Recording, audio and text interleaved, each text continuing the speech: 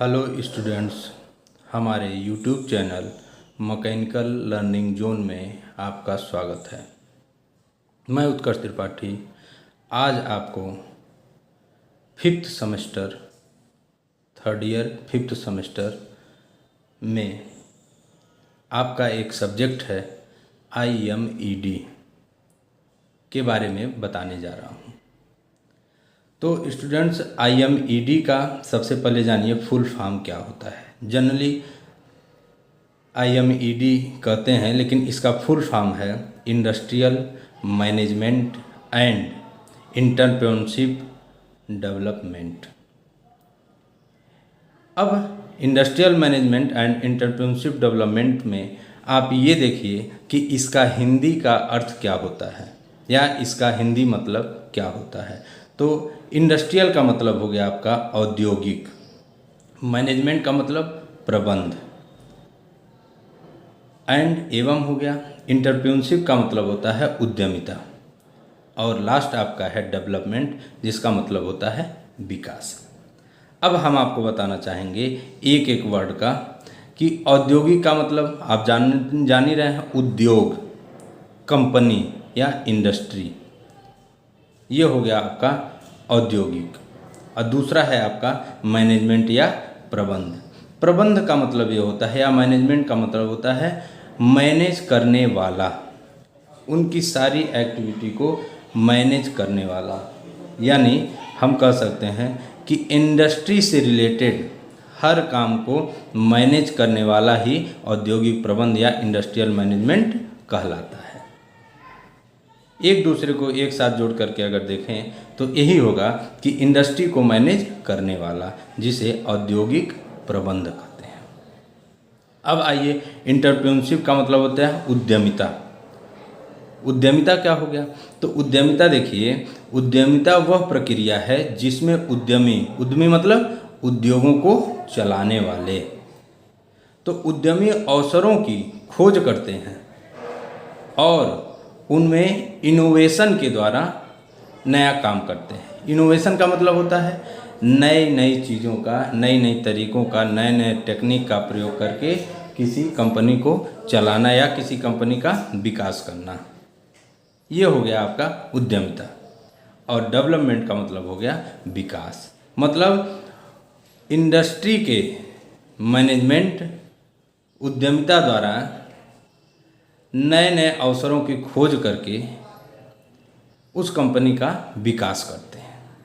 ये हो गया आपका industrial management and entrepreneurship development, जिसे हम शॉर्ट फॉर्म में IMED कहते हैं।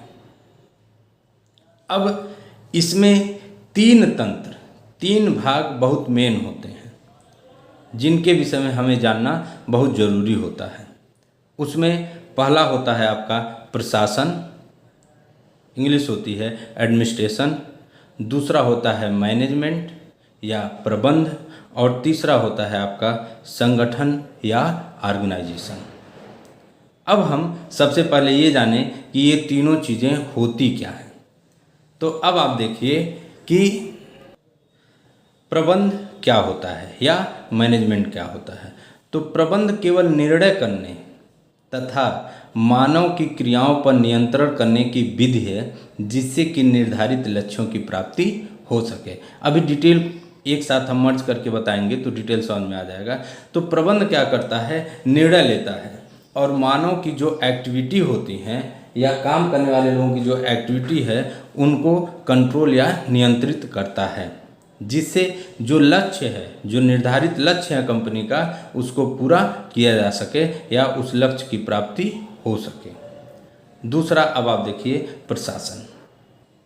प्रशासन उद्योग की वह शक्ति है, जनरली हम ये कह सकते हैं कि प्रशासन रूल बनाता है या प्रशासन नीति को निर्धारित करता है। तो प्रशासन उद्योग की वह शक्ति है जो उन उद्देश्यों को निर्धारित करती है, वही हम कहें रूल बनाता है, उन उद्देश्यों को निर्धारित करती है जिनकी पूर्ति के लिए प्रबंध और संगठन ये दोनों प्रयास करते हैं या प्रयत्न करते हैं।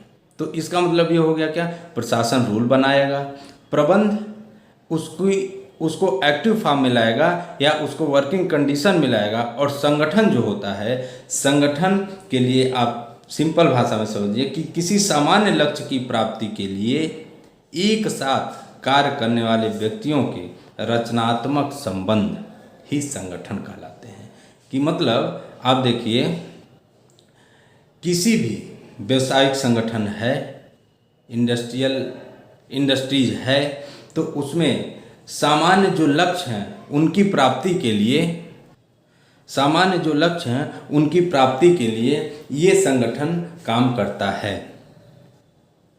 या हम कह सकते हैं संगठन प्रबंध का वह तंत्र है जिसे प्रशासन द्वारा निश्चित किए गए लक्ष्यों की प्राप्ति के लिए प्रयोग में लाया जाता है या उपयोग में लाया जाता है।